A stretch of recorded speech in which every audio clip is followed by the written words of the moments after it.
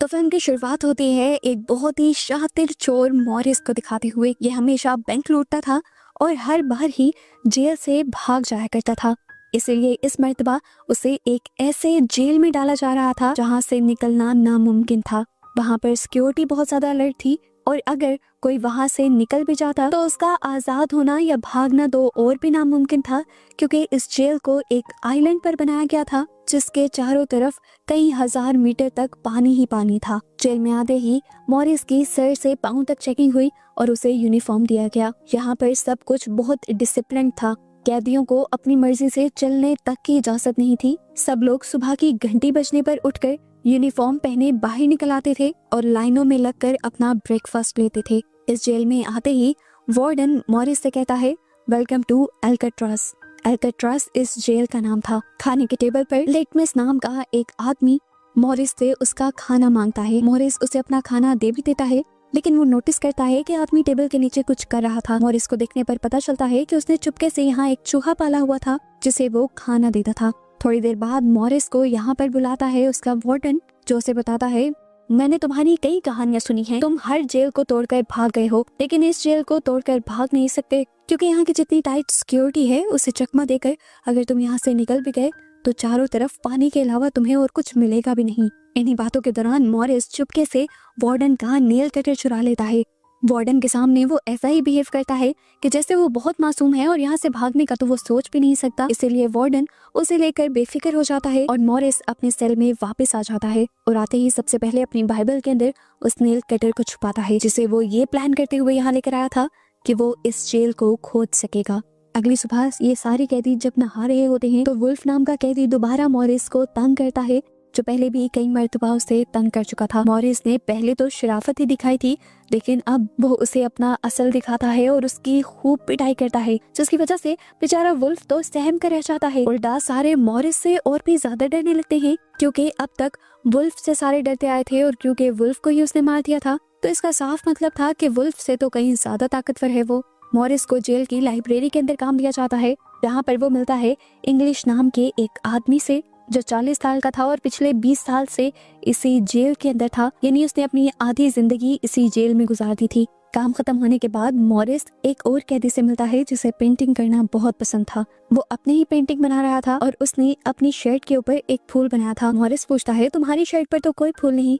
तो पेंटर बताता है कि ये फूल मेरी खुशियों को जाहिर कर रहा है जो मेरे दिल के अंदर है। उसके बाद मॉरिस इंग्लिश के पास जाता है। वो इंग्लिश से पूछता है, क्या हम इस जेल से भाग सकते हैं? क्या आप मेरी इसमें मदद करेंगे? ये बात सुनकर इंग्लिश हंसने लग जाता है, ऐसे जैसे उसका मजाक उड़ा रहा हो, और कहता है कि ये जेल नहीं है, कब्र है, और यहाँ से निकलने के लिए हमें पहले मरना ही पड़ेगा। वो उसे समझाता है कि मान लो अगर तुम इस जेल की बड़ी दीवारों को पार कर लो और यहाँ के सारे सिक्योरिटी कैमरास और रेंजर्स को भी चकमा दे दो, तो भी भागकर कहाँ जाओगे? उस ठंडे बर्फीले पानी में जिसमें जाते ही तुम्हारी मौत हो जाएगी। बेहतर यही है कि चुपचाप इस जेल में जिंदगी गुजारो, कम से कम यहाँ पर तुम जिंदा तो होगे। खैर, अगले सीन में मॉरिस को बताया जाता है कि उसे अब लाइब्रेरी के बजाय कारपेंटर शॉप में जॉब मिल रही थी और हर घंटे के उसे 50 सेंट भी दिए जाने थे। पैसों के लिए नहीं। मॉरिस ये सोचकर हाँ कह देता है कि वहाँ जरूर उसे ऐसी चीजें मिल जाएंगी जो जेल से भागने में उसकी मदद करेंगी।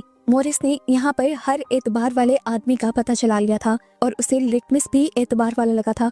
वो लिटमस से इस जेल से भागने का तरीका पूछता है तो लिटमस बताता है कि हर कमरे में एयर वेंट है और उसी एयर वेंट के जरिए ऊपर छत पर जाया जा सकता है और वहाँ से जंप करके इस जेल से आराम से भागा जा सकता है। ये लोग बात ही कर रहे थे कि एकदम से मॉरिस पर अटैक करने के लिए पीछे से वुल्फ आ जाता है, जो अपनी बेइज्जती का बदला लेना चाहता था। मॉरिस अपना कोट उतारते हुए उसी को उस लड़के के हाथों में लपेट देता है और वुल्फ को नीचे गिरा देता है। ये सब वॉच टावर में खड़े हुए गार्ड्स देख लेते हैं और ऊपर से ही शूट करते हुए इन्हें रोक देते हैं। इनकी लड़ाई के बदले इनको सजा दी जाती है टॉर्चर सेल में रहने की। रात भर दोनों को ही तरह तरह के टॉर्चर सहने पड़ते हैं और 2 हफ्ते बाद उन्हें इस टॉर्चर सेल से निकाला जाता है। इस टॉर्चर सेल से निकलने के बाद मॉरिस की हालत काफी खराब हो चुकी थी। उसके बाहर निकलते ही लिटमस अपने चूहे के जरिए उसे वेलकम बैक का नोट भेजता है।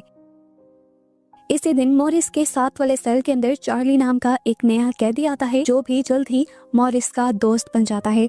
मॉरिस देखते ही देखते यहाँ अपना ग्रुप बना लेता है, जिन सबको वो ये सीक्रेट बता चुका था कि वो जल्द ही इस जेल से भाग जाएगा। इन लोगों की गैर मौजूदगी के अंदर इन सभी के सेल को वार्डन जाकर चेक करता है और जब वो पेंटर के सेल के अंदर जाता है तो देखता है कि पेंटर और भी ज्यादा अच्छी पेंटिंग्स करने लगा था। पता नहीं क्यों, पर उसे इस बात का गुस्सा आ जाता है और वो उस पेंटर की सारी पेंटिंग्स जलाने के साथ साथ उसे कभी ना पेंटिंग करने का ऑर्डर दे देता है। पेंटिंग के बजाय अब उसे कारपेंटर सेल में काम करना था। पेंटर, जिसकी सारी खुशी ही अपनी पेंटिंग्स थी, वार्डन के इस फैसले से पूरी तरह टूट गया था। इसी गुस्से में उसने अपनी 3 वो उंगलियां ही काट ली जिससे वो पेंटिंग किया करता था। इस पेंटर की कटी हुई उंगलियां देखकर मॉरिस पूरी तरह टूट जाता है और उसकी उंगलियां उठाकर गार्ड को देता है और कहता है जाकर अपने वार्डन को दे दो। ये देखकर वो खुश हो जाएगा। मॉरिस बेशक एक चोर था लेकिन दिल का अच्छा था। उस पेंटर के लिए उसे दुख हो रहा था। उसी पेंटर के दुख में वो चुपचाप अपने सेल में बैठा हुआ ही था कि उसने देखा कि एक बड़ा सा कॉकरोच उसकी एयर वेंट के अंदर से निकला था। वो समझ गया कि इस एयर वेंट के पीछे बहुत सारी जगह है जहाँ पर ये कॉकरोचेस पैदा हो रहे हैं। मॉरिस का प्लान अगले दिन उसे और भी ज्यादा आसान लगने लगा जब अगले दिन 2 नए कैदी इस जेल के अंदर आए। ये कैदी पहले भी मॉरिस के साथ एक जेल में रह चुके थे और ये तीनों मिलकर पहले भी एक जेल से भागे थे। इन दोनों भाइयों का दिमाग भी मॉरिस की तरह बहुत शार्प चलता था। हमें दिखाया जाता है कि इन सबको मुलाकात का एक दिन दिया जाता है। इंग्लिश आज काफी सालों बाद अपनी बेटी से मिलता है और उसे ये देखकर रोना आ जाता है कि उसकी बेटी अब बहुत बड़ी हो चुकी थी और उसने अपनी बेटी के साथ कोई अच्छा वक्त नहीं गुजारा था। जबकि चार्ली को भी ये बात पता चलती है कि उसकी मॉम बहुत ज्यादा बीमार है और 1 से 2 महीनों के अंदर वो इस दुनिया से चली जाएंगी। ये सुनकर वो भी फैसला करता है कि उसे इस जेल से भागना ही होगा अपनी मॉम के लिए।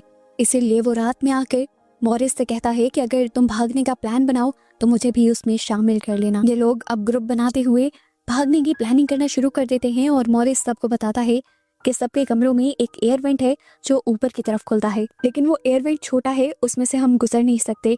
पर ये भी टेंशन की बात नहीं है, ये जेल खारे समुंदर के पास बनाया गया है। इसी वजह से जेल की दीवारें बहुत ज्यादा खोखली हो गई हैं और इन्हें खोदना बहुत ज्यादा आसान है।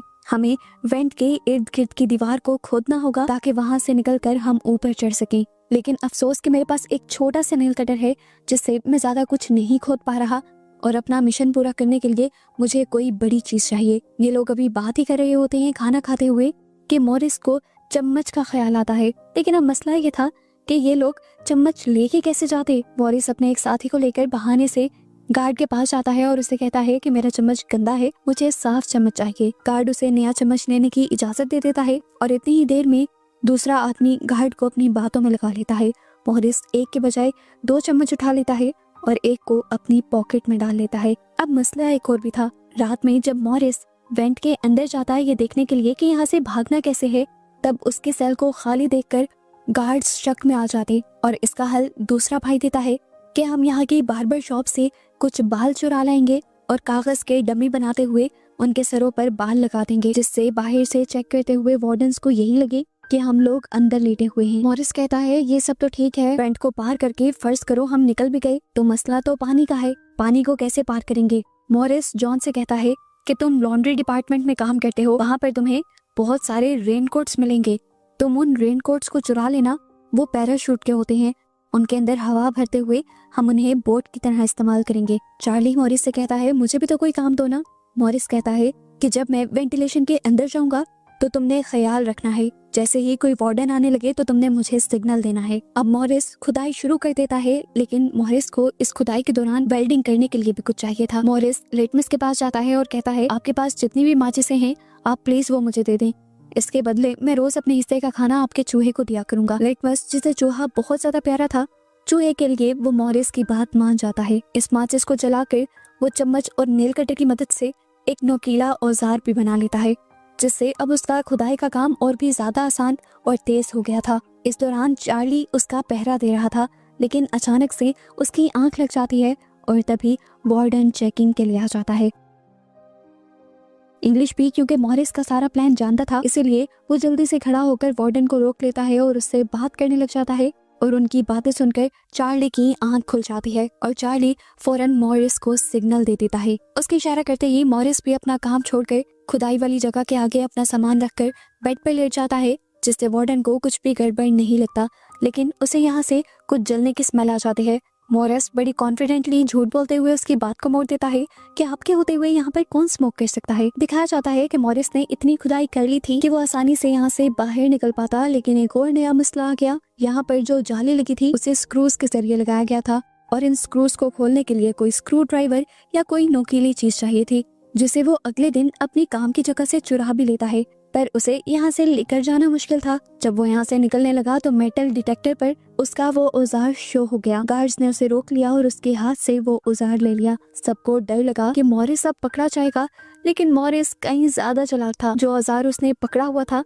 वो तो उसे बैकअप के लिए लेकर आया था ताकि गार्ड्स को डिस्ट्रैक्ट कर सके, क्योंकि असली औजार तो उसने अपने जूतों में छुपाया हुआ था। इस मेटल के औजार से वो रात होते ही उस जाली को काट लेता है और वेंट के अंदर जाने का अपना रास्ता खोल लेता है। लेकिन अब मसला था, अगर वो वेंट के अंदर जाता तो वार्डन को ये सेल खाली मिलता और वार्डन को उनके प्लान का पता चल जाता। अंदर जाने से पहले इन्हें एक डमी सर चाहिए था, जिसके लिए पहले ये लाइब्रेरी से किताबें चुराते हैं, उन्हें गीला कर करके एक नकली सर तैयार करते हैं और उसके बाद पेंटर के पेंट चुरा कर उस डमी सर को पेंट कर देते हैं और फिर ग्लू के जरिए वो बाल जो ये लोग बार्बर की शॉप से चुरा कर लाए थे उसे सर पर लगा देते हैं। इस डमी सर के साथ साथ मॉरिस ने एक डमी दीवार भी बनाई थी जो बिल्कुल असली दीवार जैसी दिख रही थी।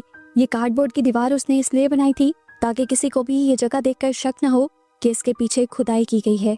आखिर सारी तैयारी पूरी होने के बाद रात में मॉरिस डमी सर को अपनी जगह पर रखते हुए उस वेंट के अंदर चला जाता है। वेंट के अंदर जाने पर उसे बहुत सारे पाइप दिखे थे जिनके ऊपर चढ़ते हुए वो सेकंड फ्लोर तक पहुंच गया था, लेकिन अभी भी बाहर जाने की जगह पर कुछ ग्रिल्स लगी थी जिन्हें तोड़ना और उन तक पहुंचना नामुमकिन था। नीचे दिखाया जाता है कि वार्डन की भी चेकिंग की बारी आ गई थी। वो जब करीब से गुजरने ही वाला होता है तो चार्ली मॉरिस को बहुत सारे सिग्नल्स भेजता है, पर ना जाने मॉरिस को उन सिग्नल्स का पता चला था या नहीं। वार्डन जब मॉरिस के रूम के बाहर से गुजरते हैं तो उन्हें मॉरिस के बालों पर शक हो जाता है और जैसे ही वो मॉरिस के बालों पर हाथ लगाते हैं तो मॉरिस बोल उठता है, क्या बात है सर, आज तो आपको मेरे बाल बहुत अच्छे लग रहे हैं। चार्ली की सांस में सांस आई थी कि मॉरिस टाइम पर यहाँ आकर लेट गया था। खैर अगले दिन मॉरिस ग्रुप में खुशखबरी देता है कि मुझे यहाँ से बाहर जाने का रास्ता तो मिल गया है, लेकिन उस रास्ते को ग्रिल्स से बंद किया गया है। मैं अकेला उस तक पहुँच नहीं सकता। उन ग्रिल्स तक पहुँचने के लिए मुझे एक और साथी की जरूरत है। जॉन बताता है कि मैंने भी अपना वेंट पूरी तरह खोद लिया है। रात को मैं भी वहाँ आ जाऊंगा और दोनों मिलकर उस जाल को देख लेंगे। रात होते ही प्लान के मुताबिक ये दोनों अपनी वेंट से होते हुए उस रास्ते के पास आ जाते हैं और इन्हें पता चलता है कि वो ग्रिल सिर्फ रखी नहीं गई थी, उनको वहाँ पर वेल्ड किया गया था और तोड़ना बिल्कुल भी आसान नहीं था। इसको तोड़ने के लिए उन्हें एक चेन सॉ की जरूरत पड़ती। अगले दिन म्यूजिक क्लास में मॉरिस की नजर एक छोटे से पंखे के ऊपर पड़ती है, जिसे देखकर फौरन उसे आइडिया आता है कि वो इस पंखे के जरिए चेन सॉ बना सकता है। इसीलिए वो चार्ली से कहता है कि तुम इस पंखे को अपने म्यूजिक बॉक्स में छुपा लेना। गार्ड्स के चेक करने पर भी उन्हें इंस्ट्रूमेंट बॉक्स के अंदर कुछ नजर नहीं आता और ऐसे काम करने के लिए मॉरिस के हाथ एक और हथियार लग जाता है। पंखे को ड्रिल मशीन में बदलने के बाद मॉरिस और जॉन दोनों मिलकर उस रॉड को काटने के लिए जाते हैं। जॉन मॉरिस को अपने कंधे पर बिठाता है और मॉरिस उस रॉड को काटता है। चेनसॉ की आवाज सुनकर गार्ड्स को भी शक होता है। वो भी ऊपर जाते हैं चेक करने के लिए और इतने में ही ड्रिल मशीन की आवाज बंद हो जाती है, क्योंकि मॉरिस एक पाइप काटने में कामयाब हो गया था और बस उसी के जरिए ये लोग यहाँ से निकल सकते थे। आवाज के बंद होने की वजह से गार्ड भी चेकिंग को नजरअंदाज करते हुए आगे चला जाता है।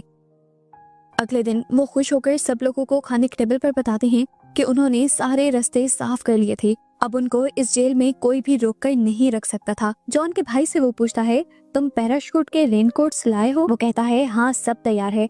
और ये लोग अब यहाँ से भागने का प्लान बना लेते हैं। खैर अब सब लोग अपने अपने जेल में वापस आ जाते हैं और इंग्लिश जब सब लोगों को किताबें बांटने आता है तो मॉरिस इंग्लिश से कहता है, मैं आज आखिरी मर्तबा तुमसे हाथ मिलाना चाहता हूँ। इंग्लिश ने हाथ तो मिलाया था, लेकिन वो काफी हैरान था कि आखिर मॉरिस ने ऐसा क्या किया, क्या प्लान बनाया जिसकी वजह से वो यहाँ से बाहर निकल जाएगा। वो इस टाइम जेलस लग रहा था। खैर वो यहाँ से चला जाता है और कुछ देर बाद वार्डन मॉरिस के सेल की चेकिंग करने के लिए आ जाता है, ऐसे जैसे किसी ने उनको खबर दे दी थी कि मॉरिस यहाँ से भागने वाला है। वो यहाँ की एक एक चीज की तलाशी लेते हैं, उस जगह को भी देखते हैं जहाँ से मॉरिस ने खुदाई की थी, लेकिन उन्हें यहाँ पर कुछ भी नहीं मिलता क्योंकि मॉरिस ने सारे सबूत पहले ही छुपा दिए थे। उस सुरंग के आगे भी नकली कार्डबोर्ड लगाया हुआ था, जिसकी वजह से इनको जरा सा भी शक नहीं हुआ। वार्डन ने कहा, खबर तो सच्ची थी, एक काम करना, सुबह होते ही मॉरिस का सेल चेंज कर देना। लेकिन सुबह होने की नौबत कहाँ आने वाली थी।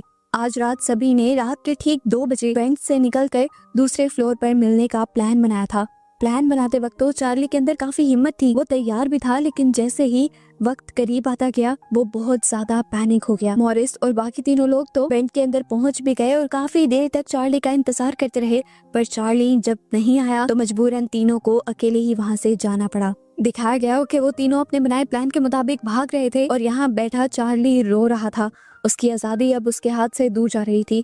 आखिर वार्डन की चेकिंग के बाद उसने फैसला किया कि वो भी हिम्मत करेगा और भाग जाएगा, लेकिन वेंट के अंदर जैसे ही वो आया तो उसने देखा कि ऊपर जाने वाला रास्ता उसके कद से बहुत ज्यादा दूर था और वो तीनों अब जा चुके थे और अब उसकी आजादी का सपना खत्म हो गया था। अफसोस करता वो वापस आ जाता है, जबकि यहाँ पर दिखाया जाता है कि चार्ली और उसके तीनों साथी सभी गार्ड्स की नजरों से बचते हुए जेल की आखिरी दीवार के पास पहुंच जाते हैं और बारी बारी वो तीनों फेंस की दीवार पर चढ़ते हुए इस जेल से फाइनली आजाद हो जाते हैं।